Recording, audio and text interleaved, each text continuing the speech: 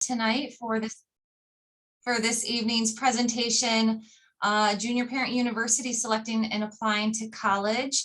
I just wanted to introduce myself. My name is Kaleen Muldoon, and I'm joined with me tonight is my colleague, Jill McLaughlin.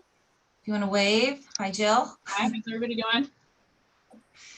On behalf of our school counseling department here at the high school, we wanted to thank you all for taking time out of your busy schedules to be here with us tonight to talk about this very important topic of searching and getting into the application process for your juniors. I'm sure some of you tonight are sitting there thinking, how did we arrive here? How am I thinking about my child's, junior year in the spring and applying to colleges? But here we are. And we are joined also by Dean Reinhart. And before I get into his introduction, I just wanted to go over just a couple of orders of bookkeeping before we get started with Dean's presentation tonight. This presentation is being recorded. If you have missed some of it, or if you need to loop back around it, it'll be on our school counseling webpage, and it will also be on the CPP YouTube channel as well, following tonight's presentation.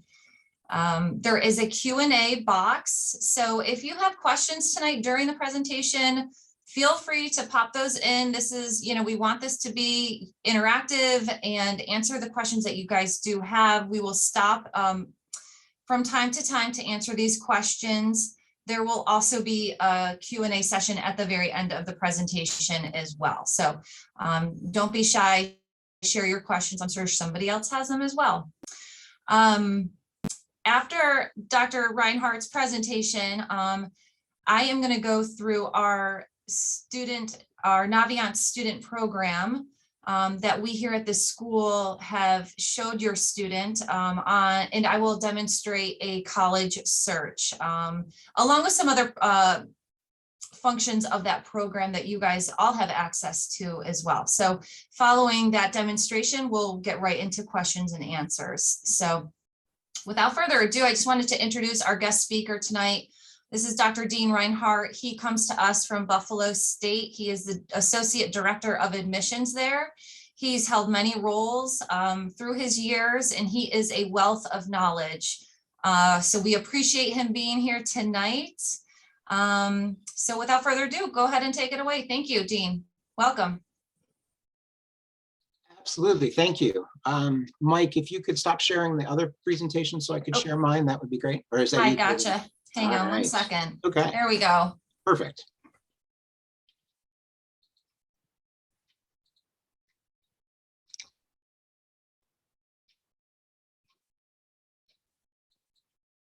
All right, can everyone see that slide? You're all set, Dean. Okay, good, thanks. And you can hear me fine if there's any problems. A couple nights ago, I was doing a presentation and I was flipping through, and then someone finally interrupted and said, your first slide never switched to the second slide. So if that happens, let me know. But everyone, thank you for being here tonight. I know there's other options that you could be doing and things you could be participating in. I do appreciate that you're taking the time to find out a little bit more about the college search, and I'm going to try and reciprocate because this is one of my favorite presentations, and this is where I try and tell you the facts as I see it, the truth behind this process, and a little bit more. My name is Dean. I'm not the Dean. I make that very corny joke so that you'll remember my name. If you have any questions after this presentation, don't hesitate to reach out to me. As was mentioned, this is being recorded. I also provide the PowerPoint. If that's necessary, you can always reach out to me. I am here as a resource, and I want to help you as you go through this process. Our outline is pretty simple today. We're going to cover everything you need to know about the college search, but also try and lower your stress level, even though I'm throwing a lot out at you. I do want to reassure you that there's a lot of great schools in this country. There's a little over 4,600 of them, and you're getting mail from all of them. But I also want to emphasize that it's important for you to not let colleges define who you are. You need to make this choice, this process about you. You need to find a good match for you. And there's a lot of schools that take great pride in rejecting a lot of students, but you don't have to worry about that because there's a lot of opportunities out there for all students. I go very, very fast. I understand that there's a lot that I cover, but you can always refer back to the PowerPoint if you need to. And then obviously you can also always reach out to me afterwards. My contacts at the beginning and at the end as well. I have been on 6 different campuses over the past 35 years, which is probably why I do this presentation 3 or 4 times a week. I will tell you, one of the side effects of COVID is that I don't drive as much as I used to. I get to sit at home, come home from work, and sit down and do a couple of these presentations a night. But I of those 6 campuses, I want to say that all of them are great schools, and it's not that I can't keep a job. They were promotions as I moved around. I've been at Buffalo State now for 17 years. I've been part of SUNY for about 27 years. And I was also at Oswego, Alfred, and Syracuse University as well. So a few other places. I've been at UB, been at Oneonta. I don't throw that to impress you, but to impress upon you, there's a lot of great schools. The outline, I'm not going to go into too much detail because we're going to cover it all. Everybody knows COVID has happened and that there's a lot going on and things have occurred as we've gone throughout. You need to understand that we as college admissions professionals are fully aware of what's occurred and everything that's happened throughout this process. We understand that the number of activities, clubs, organizations you've been able to be involved in may have been impacted by this. Opportunities to take tests, standardized testing has changed significantly. SUNY has become test optional for fall of 23, in addition to fall of 22 at this point. So we are not going to be requiring SAT or ACT for the fall of 23 for those of you who are juniors. But I do recommend that you stay in touch with your school counselors, work through the process with them as far as you go through this. They are your free resource or your resource that's paid for through your school district, and they have contacts with multiple schools and all sorts of different things that are going on. The list there you obviously know about. The Supreme Court is also listening about affirmative action. Some of those court cases are going to come up before too long as well. What I like to talk about is the truth, and obviously all truth is based on the person who's giving it. So clearly this is my perception of the truth, but I also typically get reconfirmed from my colleagues on a regular basis that what I share in this presentation, which is not about my school, but is about the process in general, is relatively factual and relatively accurate. Colleges need students. You can just check your email. My son got over 9,000 emails when he was applying to colleges. There's lots of excellent schools and many very happy students. 2/3 of all students get into their first choice, or 93% of all students get into their first or second choice. Setting, size, and location is really what varies between all of us, and that's why it's important to get out and visit. We're going to talk about that a little later on. I already mentioned involving your school counselors.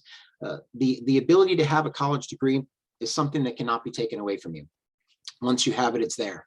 Understand that over half of all students started a community college. At this point, don't limit your search based on private or public or in-state or out-state, commuting, living on, small, large, military, women's colleges. All of those things should be on the table at this point. You do not need to narrow your search. Costs and everything are going to be laid out to you before you have to sign on any dotted line as you go through this process. There's a lot of free resources out there, and we're going to give you some of those numbers tonight and advice as well. Obviously, you want to be creative. You want to be honest in this process. You don't want to be caught in a fib of any kind or a lie. Make sure that you have a reach school. Make sure you have a safety school. Make sure you have a school that you're a good fit for. Be able to tell your story. Proofread, edit, rewrite. Don't necessarily save the essay for last. I usually start this presentation by asking people if they've ever been to an emergency room or saw a medical professional of any kind. And then did you stop and say, hey, where'd you get your degree? Typically not, because once that degree is earned, they have a certain level of knowledge that you trust that's available in there. Where you go to college matters less than if you go to college. Making college the big deal is kind of important. I do like to throw out the fact that there's a lot of great choices out there, and there's many happy students that go to all of them.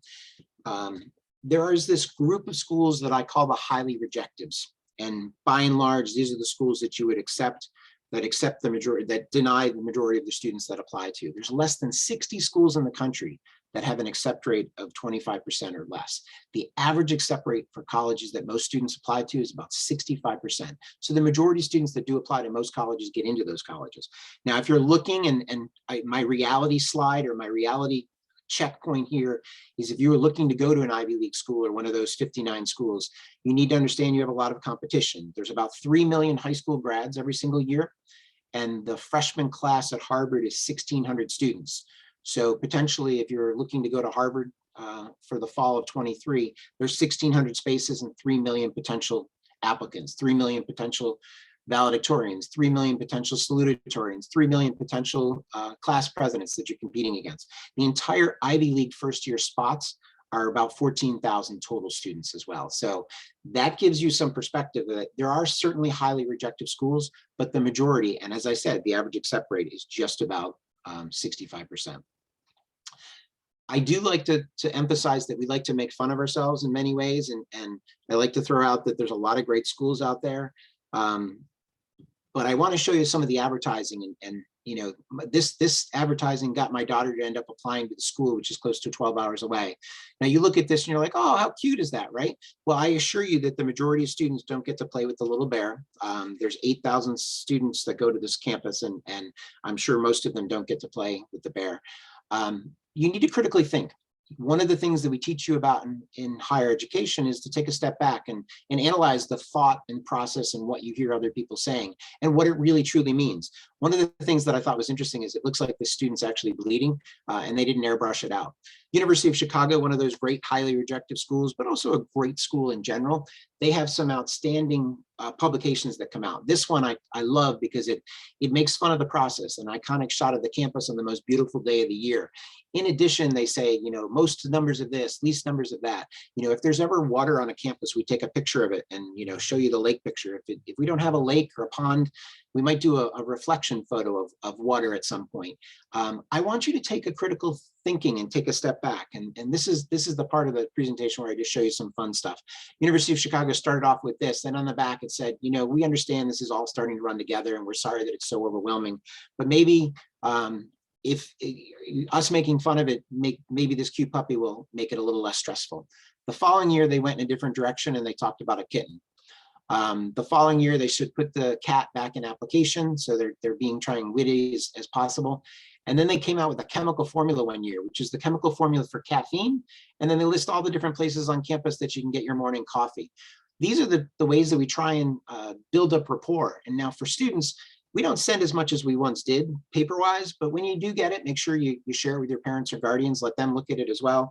And then even you might want to set up a separate email account for this entire process so that when you sign up for the College Board and they start selling your SAT, your email address to schools and colleges, it'll all go to a centralized email. And the nice thing about that email is twofold. One, you can share that access with your parent or guardian so you can both look at it, because there's a lot of emails, as I said, 9,000 with my son, but it allows both of you to look at it and you're not snooping in each other's email account. You've got a college email account, which is somewhat beneficial.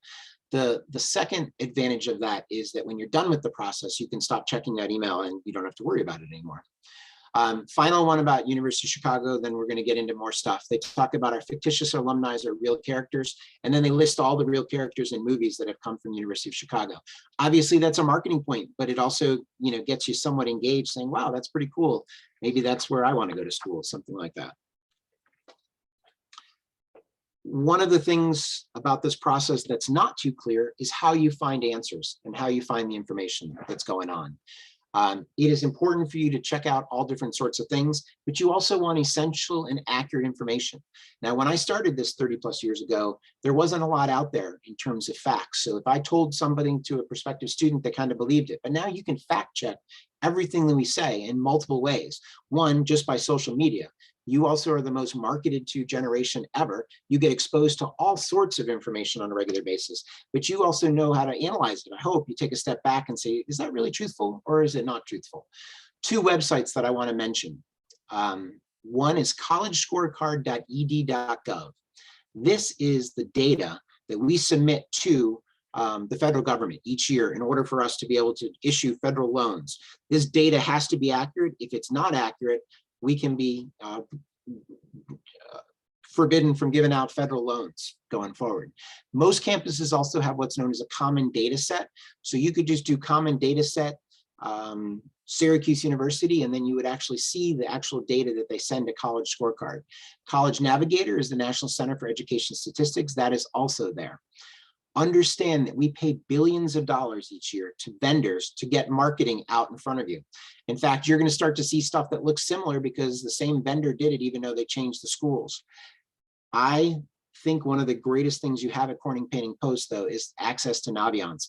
Naviance is an amazing tool, which we're going to demonstrate in a little while here tonight, but it gives you access to information about the schools. The only thing I will caution you about Naviance is it's a great way to collect stuff, way to apply in the process, and I'll leave that to the counselors to mention it.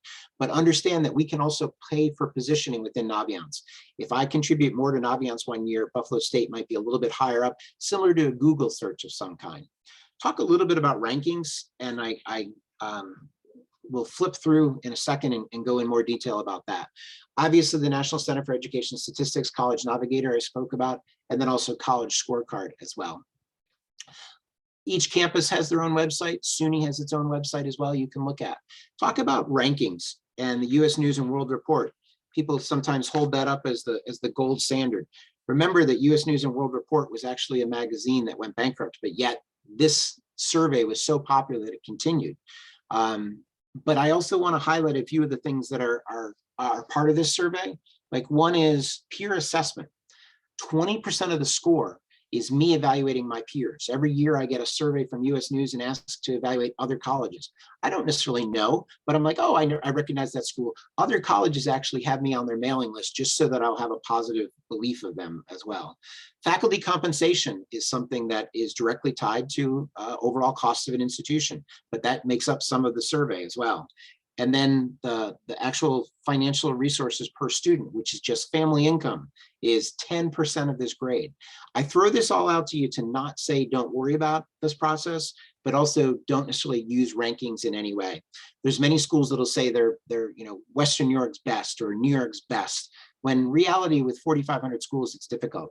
My final 2 points about the US News and World Report is that of the 4,500 schools in the country, only 1,452 are ranked. So even if a school is anywhere in US News and World Report, it already puts them in the top quarter of all schools. But then data regularly comes out. Just this week, the University of Southern California came out and told people not to look at any of the surveys from the last 5 years because the data they provided was inaccurate. Also, Columbia University, about 2 weeks ago, it was discovered they did a faculty member did a survey of what they had provided to US News and World Report, and they couldn't find the same data. So they basically questioned what their own campus was doing there. And Columbia is ranked second in the nation in terms of US News. The next two slides, I don't want to spend too much time on, but these are different things you can think about as you look at a school and as you apply to a school. And this was actually a student many years ago that showed me their chart of how things broke it down and what they did and where they looked at things. I am going to provide you at the end an access to my chart that I use with my kids, so you have a sense of what's going on there. But some of the more interesting things are, obviously you need to know deadlines, if there's recommendations required, how many recommendations, other recommendations, and then some of the fun stuff like the mascot and even school colors. But I will tell you that we were looking through some of the IVs at one point with my daughter, and she just flat out said about one of them, said, "I'm not feeling the colors, Dad," and we moved on. Sarcastic, humorous, certainly, but it's also something you need to be comfortable with in all. I don't know, I really haven't covered too much, so I'm not going to pause yet for questions unless something is pressing. I want to talk a little bit about campus visits and how important they are. Because yes, you think right now as you start this process, we're going to get out and visit, but you're not going to visit that many schools. Most people will visit less than 10 schools in this entire process out of 4,500. In most cases, I recommend that you make reservations. My wife and I used to just go visit friends. They're not necessarily our friends anymore because we just showed up completely unannounced. But give us a chance to roll out the red carpet, put our best foot forward. All of our websites have how to register, how to make a reservation, sign up for a tour. Oftentimes they'll pair that with an academic department that you can meet with as well. This summer is a great time. Your April break, if you have one coming up, might be a good time to try and schedule some visits to different campuses. Don't visit too many campuses. You'll see too many people like me who talk really, really fast, who tell you how amazing their campuses are. Make sure you go with a set of questions and you come back with a set of answers to those questions. Make sure you have a contact with somebody at those campuses. Now, don't stay in touch with us every single day, but communicate with us throughout the process if you have any questions or anything. You can focus on a little bit more focus on the top schools that you're applying to in the fall, or you can wait until you've actually been accepted. Every school that accepts you is going to invite you back for a full tour in the spring before you have to make that decision. And everybody gives you up until May 1st of 2023 to make a decision as to where you're going. Now we're right about where we are. We're just about 13 months away from that point. For those of you who are juniors, it is going to fly by. Quick ways to visit a campus, suny.edu, but all campuses have this available to you. Our different websites basically break down how to visit. The application process is nothing that we make too simple for you, of course. We don't want to make everything complicated. The SUNY application covers all 64 campuses. There's the common application, which it covers most of the public and most of the privates in the country. If you're looking at both public and private, common application might be the best way to go. Coalition application is a little bit more a nuanced application for a fewer number of schools. It does have both private and public, but it doesn't have the majority of the SUNY campuses on it. Local applications are where you want to look if you're looking to go to a local community college. Most of the community colleges offer free applications through their local application. You want to look there. Part of that critical thinking is when you take a step back and you find from a campus like, oh, if you visit, we'll give you a free application. Well, of course. Why? Because we know that if you visit, 70% of all students who visit our campus are going to apply to our campus. And then if we accept those students who visit, 50% of those who visited and that we accept enroll. Much higher than our traditional accept rates. Our yields are anywhere from 17 to 25% on most applications we admit. But we know that if we get someone to campus, we're going to have a better yield. And that's why campuses will do all sorts of signs. Now, you are not the only student at Corning Painting Post, so you want to make sure that you apply early. Applications typically become available August 1st of the year before, so that'll be this fall. But understand that you're going to need to upload stuff, you're going to download stuff. We're going to send out confirmations. Make sure you check your email on a regular basis, stay in touch with your counselors. They have an amazing program set up for you as to how you walk through and what you need to do, and you're going to hear more about that after I'm done blabbing on here. Types of applications. There's early decision and there's early action. Early decision is binding, which means that if you apply to a school early decision, you say, if I'm admitted early, I'm going to enroll without seeing financial aid or seeing anything else about that campus. You have committed to it. By applying early decision, you sign a letter, your school counselor signs a letter, and then also your parent or guardian signs a letter saying, yes, we'll enroll. Now, there is certainly a game to be played, some schools, and that's where the common data set will show you what percentage they accept early decision, what the numbers are there as well. Early action is simply that. They take action early on your application, but you still have up until May 1st to respond. When we open an application, we're looking to admit you. Do not rule yourself out. One of the neat functions about Naviance that you have at your school is you actually see the profile of students who've applied from your school to most schools in the past, and it tells you whether they were accepted and what their average and if they had test scores, what those test scores were. I like to take a little bit of a pause here and try and give you that critical thinking aspect or the truth about this process. I talk about the fact that we certainly want to admit a student. We certainly need to admit students to enroll our class in general. Ultimately, about 80% of all students' decisions are made relatively quickly. And this is where I need you to think with me a little bit and critically think about it. We ask for the academic record. We ask for typically a good college prep curriculum, 4 years of English and social studies, 3 years math, science, and a foreign language. That academic record generates a 3-year average to the end of your junior year, freshman, sophomore, and junior year combined. That comes up with a cumulative average. We use that for a good number of our decisions. If you have a great GPA, you're a clear admit. If you have a really low GPA, you're a clear deny. That's the 80% that we talk about. The challenge is that you don't know what school you're going to apply to, that your GPA is going to put you into that bubble range or that final 20%. That is where we take an additional look. Schools that get 18, 16, 20,000 applications a year will quickly make decisions on about 80% of those records. But that final 20% is where we're going to dig deeper.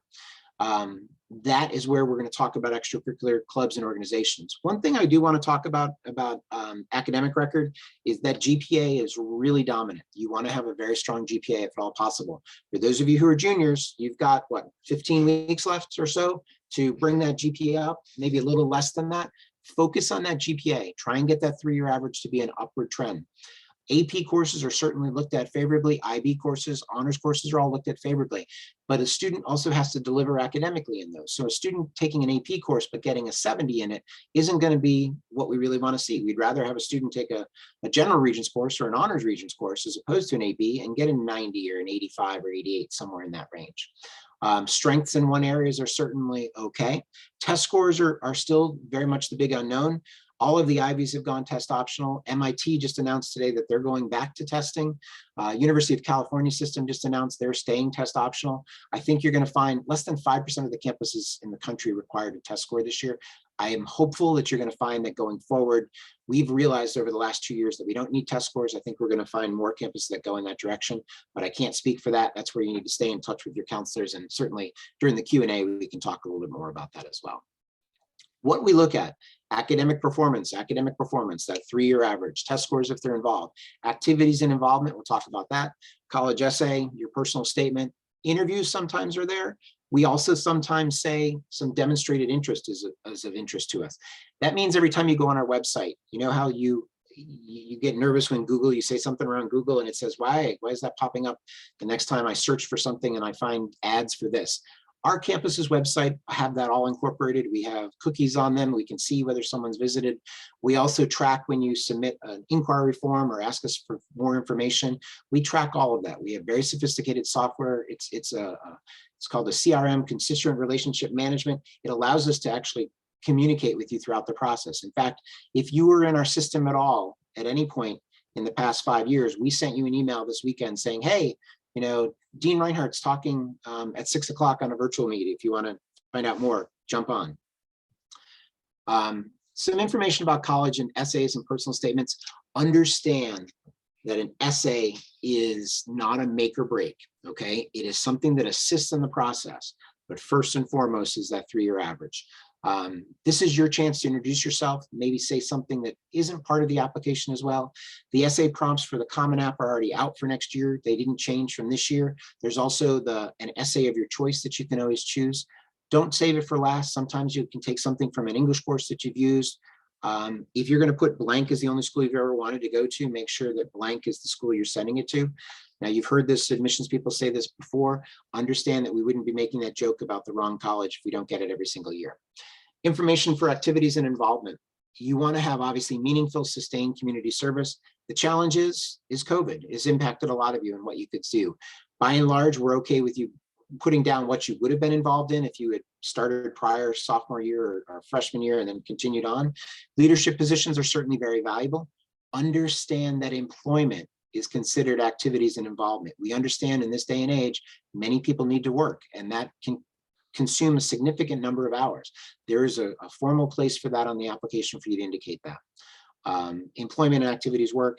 Quality, not quantity. I don't need to see 70 different organizations because then there's a good chance that you're not a master of any of them, that you're doing a lot of different things. Service, volunteerism, involvement obviously leads to other opportunities, internships and stuff as you go forward as well.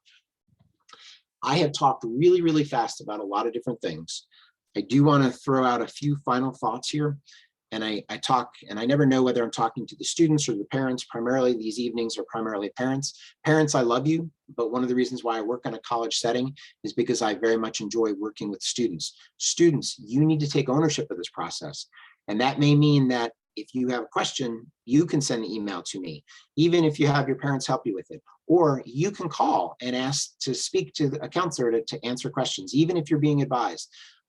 We work on a college campus because we enjoy this college age population. It's important for you to also understand that your parents want the best for you. And sometimes that can be overwhelming. I had to work out with my children where I would come up with a 15-minute time frame saying, I need 15 minutes to talk about X. Like I have a high school junior myself. I sent an email to him and his mom today. And I said, guys, we need to spend 15 minutes to think about who we want to ask for recommendations for. Why? Because we want to ask a junior year teacher very likely, as opposed to a senior year teacher, because junior year, you can give them some time possibly over the summer. They may move, they may retire. If you can get them, thinking about it now, they can probably put something together and obviously work with your counselors through that. If you get into your senior year, obviously everybody's going to need to start asking for references and recommendations. Typically you need 2 or 3 depending on the schools. Okay. Students finally be able to explain the decision you made and where it is that you're going, and that it's for you. It's not because other people think you should go there or this is what's best for you. You need to be comfortable with this. One of the first slides had what varies most between the schools is size, setting, and location. And that I truly think is what it comes down to. Academically, we're all qualified. Nobody's suing any of our colleges because we're doing a bad job educating.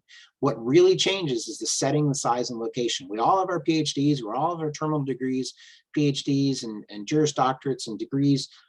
We teach from very much the same textbooks on a regular basis. You need to find a good fit for you. That doesn't mean that if your parents went to college, you should not visit their alma mater. You should absolutely go visit their alma mater, because one, you can't picture that you've ever been anywhere, that they were ever your age, but also it gives you a sense of what it was like for them to go through the process, okay? I'll give you a few more things here, but I wanna just briefly mention Buffalo State. Obviously, I didn't drive all the way to Corning tonight, but I do want to highlight the fact that Buffalo State is one of the 64 campuses SUNY. Tuition for all of SUNY campuses, the four-year schools, are $7,070 per year. We all participate in the Excelsior Scholarship Program, which is the adjusted gross income of $125,000 or less, means that tuition is covered. This is a tuition-only scholarship. It doesn't cover room and board or any fees. It is also a scholarship that requires you to stay in New York State for each year that you receive it. So if you receive Excelsior for 4 years, you're expected to stay in New York State for 4 years. If you don't fulfill that obligation, it becomes a 0% interest loan payable back over 10 years for the amount of coverage. It is also a last dollar scholarship. So any TAP or Pell or federal financial aid that you receive would be deducted before that comes in. We are located, Buffalo State is located in the second largest city in New York State. We have just about 7,000 undergraduate students spread out over 79 different undergraduate programs. You see our entire campus there. You can walk from one block to the other. You also see Canada in the distance on our photo there. That is the Niagara River, and just across the river is Canada. So our students from the residence halls do get to see Canada on a regular basis. Majority of our students receive some sort of merit-based financial aid, and 15-to-1 student-faculty ratio. This is the college search organizer that I promised, and this will be in the slideshow, where you can just email me and I'll send you the link to it. This is just how I kept track of it with my kids, and it's important for students. You take the responsibility. Don't let me run the process, or the dad or the father or the mom run the process. But this gives you different things like our test scores needed. What are the letter of recommendations? Who did you invite? When did they accept? Did you write a thank you note to them once they wrote a letter of recommendation? Essays, activities. Every campus might have a different essay if they're a Common App, or they might have additional supplemental stuff as you go. And then, you know, when you send the application, when you submitted the financial aid form, what schools you got accepted at, where you're looking. That's the college search organizer. The second one that I have is the college cost organizer, which is just what I use, the breakdown of school, what the tuition, room and board fees are, any scholarship we got, what we thought the room and board would cost, what loans we might get, and then what our overall cost was. And then we went in further to as far as number of college course credits that might come in. And then I keep track every semester what everything breaks down for students, what the costs. And there's a lot of different costs that you don't think about, but there's meal plans, there's new student orientation fees, there's university fees, there's student alumni partnership. All of this is spelled out to you though before you have to sign on any dotted line. Okay. My final three thoughts, and then I'll open it up to questions, or we can see if there's anything that's come up in the chat that I missed or anything like that. It's important for you to know what you can afford, but don't rule out anything at this point based on costs. Take some time to think about just how far away from home you want to go. Most students look beyond 200 miles, but most students end up enrolling within 200 miles. And make sure that it's a place that fits you, with people that you picture yourself being around and that you feel good about being around. And that's why that visit is so important. I have seen on all 6 of my campuses, people drive up and get out of the car, look around and say, "Ooh, this isn't where I want to be." And then they get in and back in the car, and then they go. Possibly on tours or trips or travel of any kind. If you're near a campus, drive through it. Take some time to just look around and see if this is a place you can picture yourself. As I said, make sure you schedule something through the admissions office, but also take time to, go up to students. Ask them what their experiences are. Go out to social media, see what the students are saying out there on social media about what's available for you as well. In addition,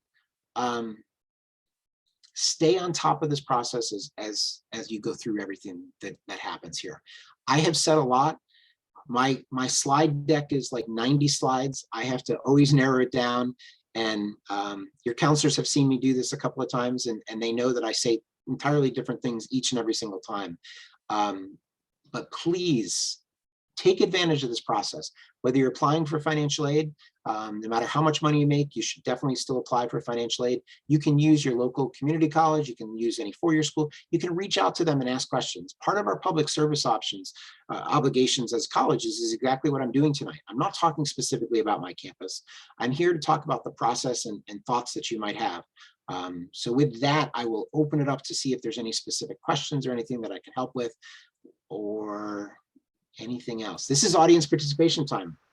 Admissions people don't always give you the time to speak, so this is a good thing. There are no questions in the Q&A right now, but if you're here listening tonight, you can add questions to the Q&A bubbles down at the bottom of your screen. I'm a dad and I'm helping just with the tech on this, but if you guys don't mind, I've got a question for Dean. I pulled in one of my seniors who's here with us in the lab tonight. Talk to us about the SAT and about more minimization, fewer schools requiring it. I pulled her in, I said, hey, SAT, like you invested a lot of time in tutoring and maybe it's less of a thing. And she's like, oh, no, it's still a thing because I can give that college that data about me and it gives me a leg up, were her words. And I'm curious what you would say, Dean, on some schools still require, others are optional. And then she said University of California system won't even give you the field to input that data anymore. So now there's a spectrum. Are there haves and have-nots? And just talk about that just a little bit. That's why I say talk to your counselors about that, but I will give you my 2 cents. I have a high school junior, okay? And historically, in the spring of your junior year, you would take the SAT. You know, you'd have taken the PSAT in the fall, and in the spring, you take the SAT. He's taken the PSAT, so he's getting all the mail from the different schools. He's starting the process to narrow it down from there. But we're not taking the SAT this spring because the majority of schools by this fall 23 are probably not going to require it. And where I say that, and this is a caveat, and that's why I say I defer to the counselors on what the recommendation is based on the school district. But as he starts to narrow his schools down, come August, he's going to know whether or not he's going to need an SAT. And he can take an SAT and an ACT in the fall. As far as testing in general, if a student goes that route, I would say you should take both the SAT and ACT, and then whichever you feel more comfortable on, you should repeat that, the SAT or the ACT. So you take one exam twice for a total of 3 exams, if that makes sense. I hear what you're saying about schools, and it's another touch point that you can make yourself known to that campus.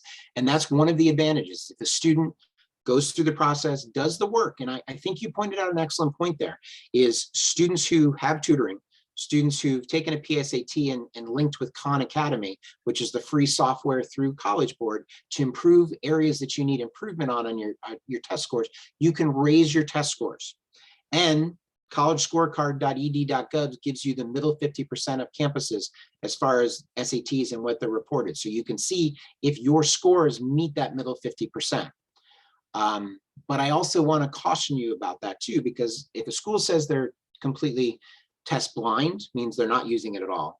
If they're test optional, means if you submit it, we're going to go forward with it. We're test optional technically, but we don't really utilize it in the admissions process. We've eliminated it from our scholarship consideration as well. And I think part of it is we have gotten, and this is the way we work in our country, we get entrenched with something that you've always done. And you know, most of us can recite what we got on our SATs or ACTs, or mom and dad can remember what you did. This is a for-profit company that has created a test that was originally normed in 1960 on white males. And obviously that's not who goes to college anymore. In addition, socioeconomic indicators are a direct correlation to how someone does an SAT, ACT. And part of the reason is the diversity of income is one of the reasons why to go test optional. Students who come from an affluent school district on average have a higher SAT scores than don't. SATs are also predictive of one thing, and that's really the first semester GPA. It is not predictive of whether or not a student's going to graduate from high school or not. It is used, and more importantly, the majority of people don't have PhDs like myself who actually do the research and do the stats. Campuses have just said, well, we've always accepted it, this is it. So a long way of answering that it's an individual decision. It is up to you. As you start to narrow what schools you're looking at, you get a better sense. MIT today just announced that they're going away and they're going to require test scores again.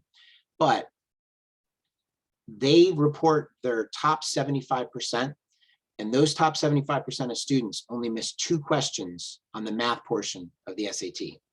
Now, the majority of students who are taking the SAT are not those students. Now, there's certainly those students who are in the 700 and above range, which is really where you need about 740, 740 on the SAT for an MIT to even start, looking in your direction. And that just puts you in the eligibility criteria, but then there's still the accept rates from there. I probably said too much. I don't know if the counselors want to weigh in on what they've been recommending for schools, but it is very much a wait and see. And I'm optimistic that, in the future, we're going to go away from it. The NCA waived it for this past year. I'm hopeful that they'll waive it for the 23 as well, because they do know that by and large, it's a biased exam. I appreciate the thorough response, Dean. Thank you very much. An exemption from foreign language because of an IEP. How will this impact college eligibility, and how should we address this in applications? This is typically a student who has an IEP, and I always recommend that you get in touch with the student accessibility services or the Office of Disability Services on the campus that you're looking at. From an admission standpoint, we do not necessarily take into consideration, there's very few campuses that have an IEP related program, but by law, we're required to provide all the necessary support services that are needed for you to be a successful student. Rightly or wrongly, philosophically, the IEP is supposed to level the playing field, which should allow the student GPA and average to be very similar to students in a peer group. Now, we certainly know that that's not always the case, but that's philosophically where we're at. I always recommend that if you are looking at a school, you go beyond the admissions office and go directly to the accessibility services office or the disability services office to reach out to them. They will talk about their plan. At Buffalo State, our student accessibility services office specifically worked with students to make sure they're taking courses from faculty that have been very supportive of students who need those services in the past. As far as including it on an application, foreign language is not an absolute requirement. It can be addressed in the application. There's personal circumstances, both on the Common App and on SUNY application, where you could insert, just an FYI, we are not including any foreign language because the student was exempted because of an IEP. That is one way of certainly to do it. So how much do you consider participating in sports in the application process? That comes into that middle bubble, that 20% right there. That student who is a clear admit is going to be admitted, clear denied, going to be denied. But that student who's in that bubble, the student who's in that 20%, and again, you don't know what campuses you're going to be in that 20%. That's where we're going to dig deeper. This is where we might reach out to your school counselor. This is where we might ask for additional references. This is where we may ask for mid-year of your senior year grades. If you get that letter saying we're waiting on a decision until we see how you do through the first part of your senior year, that is a clear sign to you that you're not a clear admit. You're not a deny, but we want to see how you're doing in your senior year. And that's why senior year curriculum choice is important. Also, senior year effort is important. Once you're admitted to a school, typically the school requires that you fulfill and graduate from that school and satisfactorily complete what you've been doing. Athletics are part of that. And coaches stay out. I supervise the process here. I did it at Syracuse. I did it at UB as well, University of Buffalo. It's a separate entity. The coaches don't get to talk to the admissions counselors. They talk to me and they stay in touch with me throughout the process. If they put an interest in on that student, we give them the courtesy of saying, okay, this is where the student stands.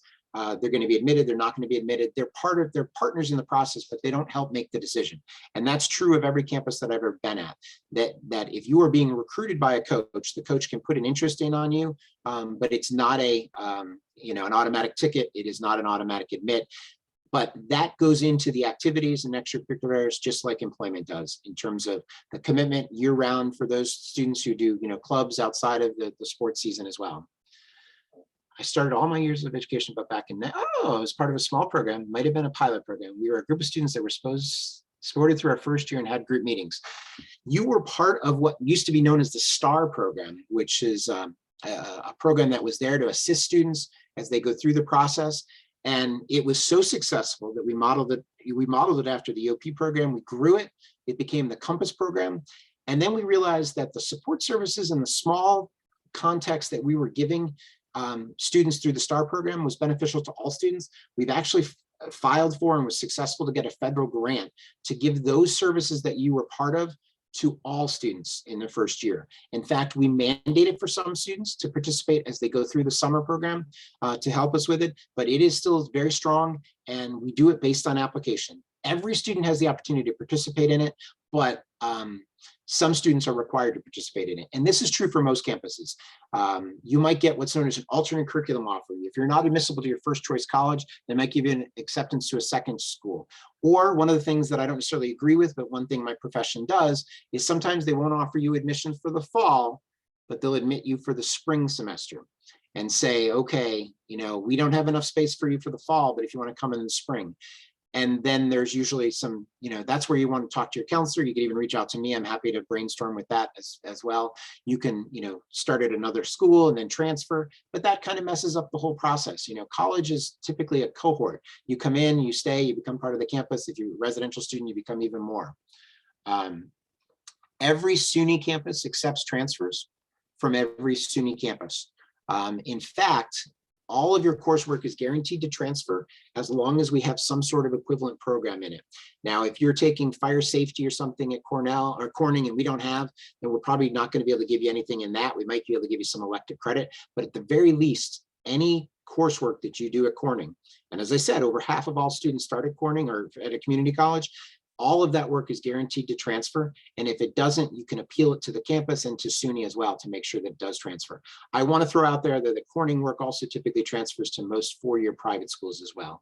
You can always look out. They typically, we have on our website, a transfer articulation database shows you how it transfers in from each of the campuses as well within SUNY.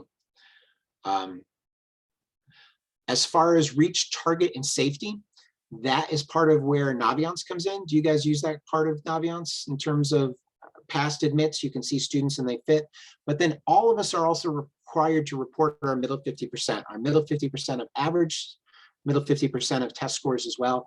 And you get a sense, and also in your individual meetings with your counselors, they're going to be able to give you a sense of where common data set gives you the breakdown of applicants as well. Don't rule yourself out. Now, clearly, if you have an 85, 88 average and you're looking for Ivy Leagues, and that, we need to have a conversation about that. That's probably not as realistic. SUNY also has a website on suny.edu, and then they have on the website the middle 50% of all of our campuses, as does every private school. If you go out to their website, you look in the admissions, they're going to have fast facts or FAQ, and you're going to be able to look to see where you fit. Now, obviously, this is a subjective process. It's not objective. There's only so many seats on the bus, so to speak, that we can take. And we have to make some tough decisions. Sometimes we also don't tell you why we make those decisions. Every single year, someone will call and say, well, why'd you deny this student but accept this student? We don't go into those details. Every student is looked at individually. And as I said, it's a very subjective process. We may have needed a student who was applying for that major. We may have needed a student for the marching band. That's the old cliche that you say, oh, we needed a marching band person there. Or, this is part of what's being debated in higher ed right now, is whether an alum can be part of, if you're an alum, does that give you an edge? We have 100,000 alums, so we don't give edge. Some campuses do give edges. Do athletics give an edge? Yes, they certainly can. All of that can happen. I've babbled on long enough. I'm sorry I went over my time, but are there other questions? And I will be here throughout the Naviance explanation as well. Yeah, no, that was wonderful, Dean. Thank you so much. Those were all really excellent questions too. And I think it really was a broad range, and we appreciate your questions, everyone. So I'm going to take over the screen. Dean, can you? Oh, I'm good. Hang on a second here. There's a lot to unpack, but you did a wonderful job. Thank you. Kaleen, can I just step in for 1 second? Of course. Sorry, I just got a text from a friend who's in the audience, and just for everybody in the audience, Dean does such a phenomenal job of this. We are recording, and we would encourage you guys, when we post it to youtube.com/CPP schools, either later tonight or tomorrow, please spread the word and share it widely. I'm sure Kaleen will reinforce that when we're done. But I just got that text from a friend. It's incredible information, and we would encourage you to share it forward.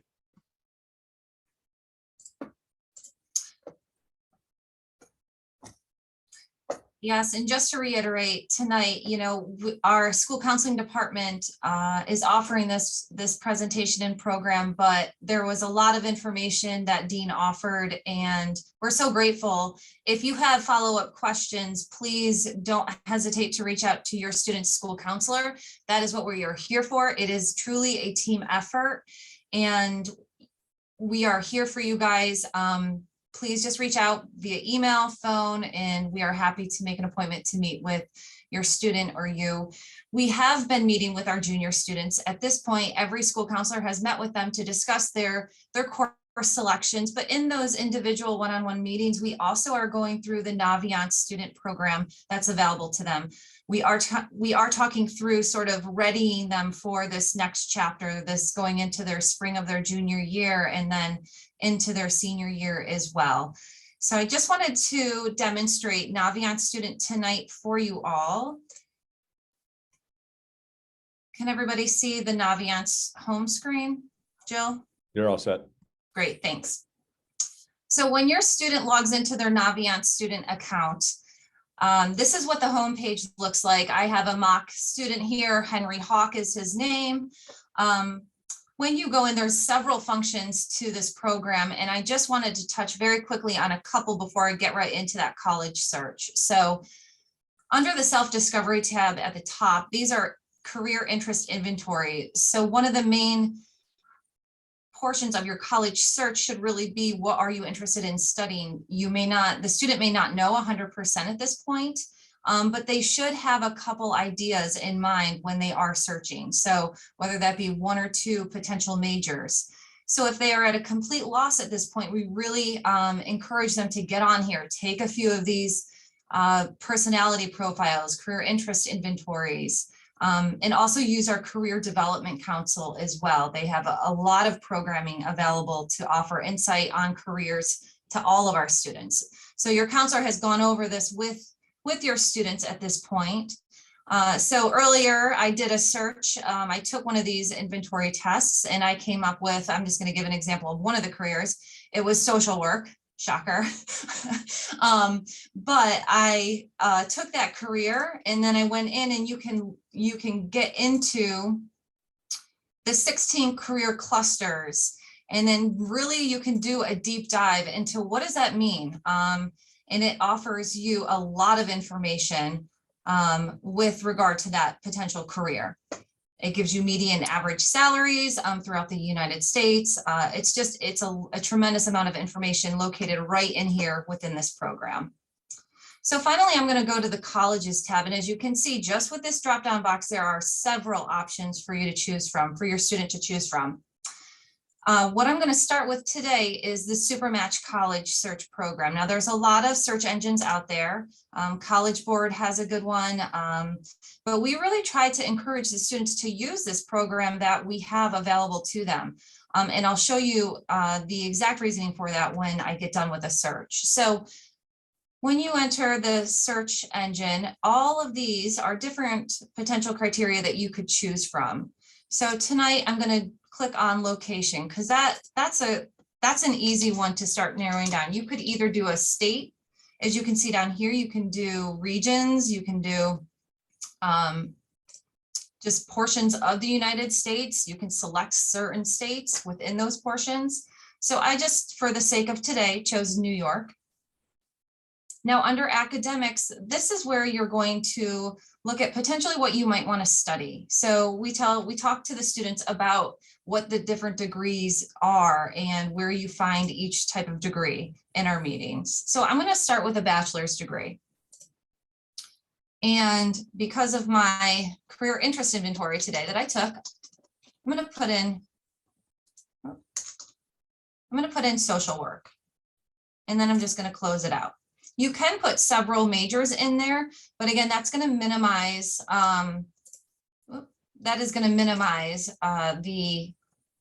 the results that you do get. So when I scroll down here, it says that 35 institutions have matched that result. So when I scroll down, you can just kind of see, and these all say they're 100% of a match. So I'm going to keep scrolling down. And as Dean pointed out, some colleges, they pay money to be presented first and foremost. So you just got to keep that in mind. So just keep scrolling if you're not seeing what you want to see. So I am going to come upon Buffalo State to honor Mr. Dean here. And you can click click on the college, and it's going to bring some information. So this is a really nice snapshot of the school without having to go to a separate web address, to a separate, college website. It gives you an overview. If you click on studies, it gives you the faculty to student ratio, average class size, student retention rate, which is an important figure to consider, top areas of study. And then it goes into the majors that are offered.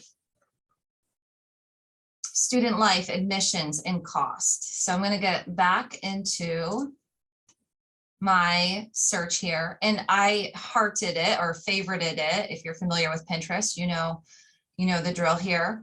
And then I'm also going to do, just for the sake of this search, I'm going to favorite Brockport as well. Okay. I'm also going to pin these, and I'll show you what that does in just a second. So if you click on the Y, it's going to show you this is a match. It matches my location and the major that I've put in.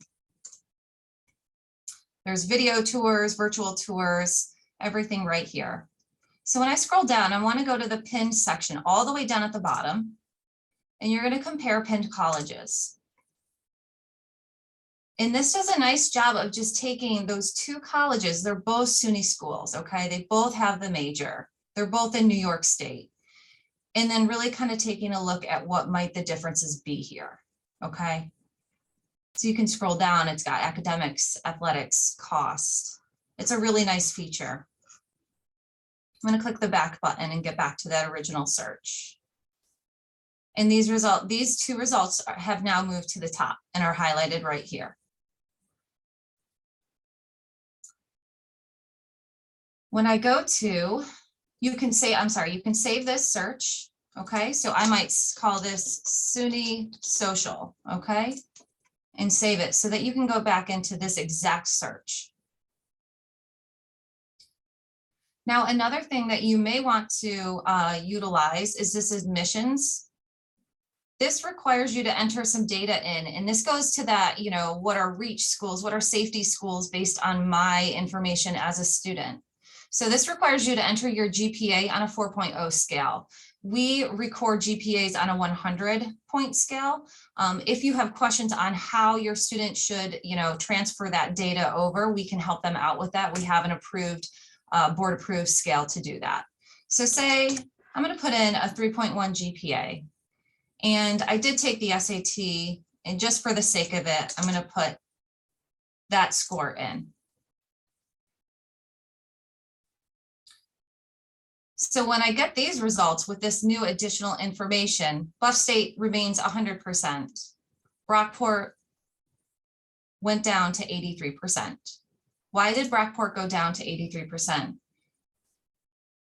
When you look over this box, the major and location are still a match. The academic match, this institution has now moved to a reach school. So that's some really great information. It also provides, this is a safety school. If you are, if it's a school that you are above and beyond their required averages. So that's another nice feature that this program offers. Now, when you come up here, there's institution characteristics. I really like this section because it can really weed out, any two-year colleges. This is where you can look at the size of the city where the college is located, and that matters to a lot of kids. So that's another one I wanted to point out for you as well. So when I scroll up to colleges, and then I'm going to go to colleges I'm thinking about. And now these two favorited colleges have been added to colleges I'm thinking about. And we counselors talk to our students about, this is what is helpful using this Naviance program, is now you have started a brainstorming list for yourself. You can add any colleges you want, over the next 8 months here. You can remove them, add them, go through and look at what type of deadlines they're going to have next fall, next year. And then when you're ready, your senior year, when we get into the actual application process, you can go ahead and click on them and add them to your college application list that will be required of your student their senior year. Any questions so far? Yes, there is one question. Do parents have a Naviance account or do we just use our child's information? So you would just be able to use your child's. They all have their own login information that they could share with you if you want to do this together or work on it on your own. We used to have a guest access to this account, but I'm not sure if that's still a feature that we have. Do you know, Kaleen, if there's a guest access? I am not sure. I am not aware of that guest access. They Other change Naviance, like every year they change the features. So sometimes we lose things or gain features. But each one of your kids will have gotten their account and their login information when they met with us individually. So I would just check in with them about how to log in. So the next part I wanted to visit on this website are college visits. So what Dean talked about earlier, it's just so important to gather information. We have colleges that come into our building. They set up college visits here in our counseling office. There's also virtual visits as well. Colleges have the opportunity to, under upcoming college events, they have the opportunity to schedule their own campus tour dates in here. So you can kind of go in and see and sign up on your own. So there's just a tremendous amount of information here at your fingertips. So that was under upcoming college events. That was college events. And then the college visits are the ones that are here in the counseling office. So Niagara is coming Wednesday, March 30th. For your student to register for that, they would just go to register now to sign up for that. All right, other questions at this point? Nope, okay. So the other thing I just wanted to mention is the scholarship portion of this. There are several junior scholarships out there. So if you have a student that knows that they do want to apply to specific colleges at this point, I would first come to Naviance and check to see if there's any scholarships out there that that are similar or that include that college, but also go to that actual college's website to view, to see, okay, what junior awards are there out there for my student that they can apply to right now. And I would encourage you to work with your school counselor on that process as well. So this is the scholarships and financial aid page. This has changed a lot in the last year. So when you scroll down here, this is the National Scholarship Search. Excuse me, that's hard to say. When you scroll down here, this is the scholarship search. So these are all of the scholarships that our school gets in. Most of these are for seniors, their senior year. So this is going to be really become pertinent to seniors starting in the fall and extending throughout the senior year. So in order to get to those junior scholarships, you could just put in junior, and then all of the junior awards are listed right there. So the deadlines for these are coming up. So I would encourage you, if you are interested in just a quick peek here, if your student is interested in any of those colleges, please reach out to their school counselor as soon as possible. Under the About Me tab, they can also generate their own resume here.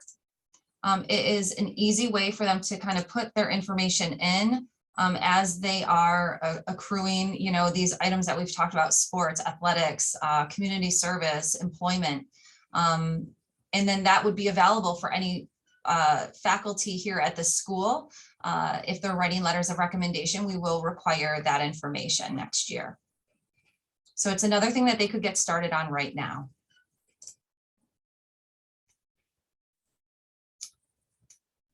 Questions about Naviance at this point? I'm not going to get into the whole application portion of this. That is something that we will discuss with your senior come their senior year. It's way too much information for tonight.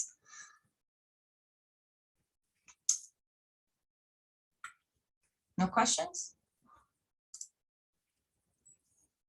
So here we have the SAT and ACT testing dates that are coming up.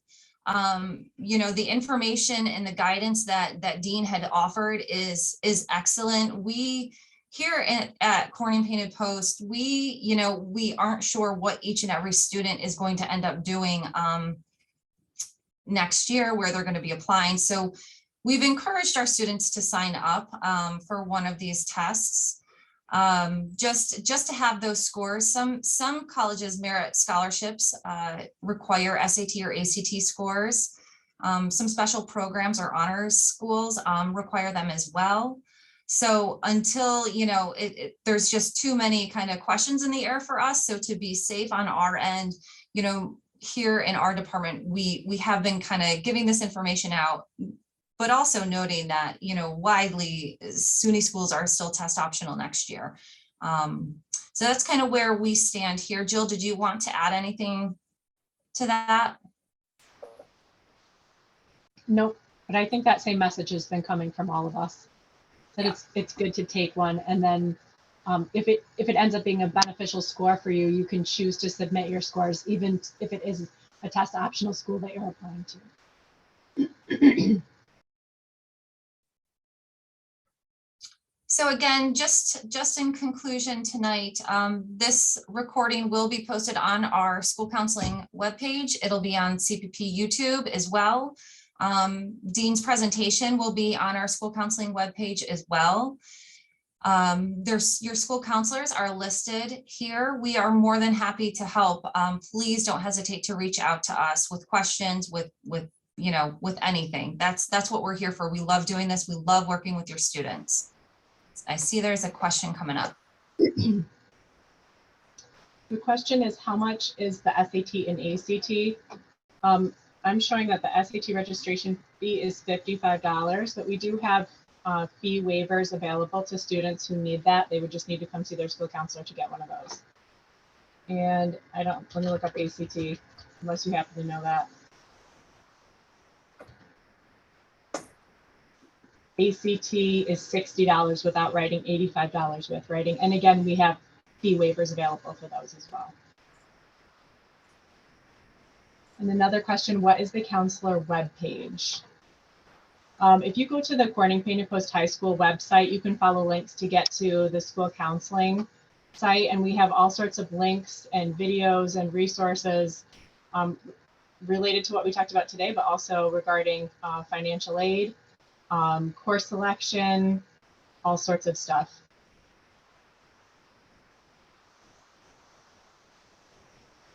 Any other questions from anybody? And like Kaleen mentioned before, if anything comes up after we're done here, just please reach out to your school counselor and we'd be happy to help you.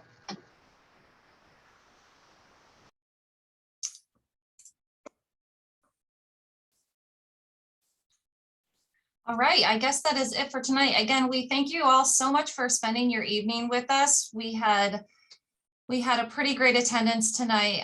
I think it's a lot. Last year when we did this, it was a beautiful 75-degree sunny day. And it was the first one of these. So much better turnout this year. We are grateful for your questions. We are grateful for Dean Reinhart and his expertise and time. Please again, reach out to us if you have any questions or need any assistance at all. All right, everybody have a great night. Thank you. Thank you. Good night.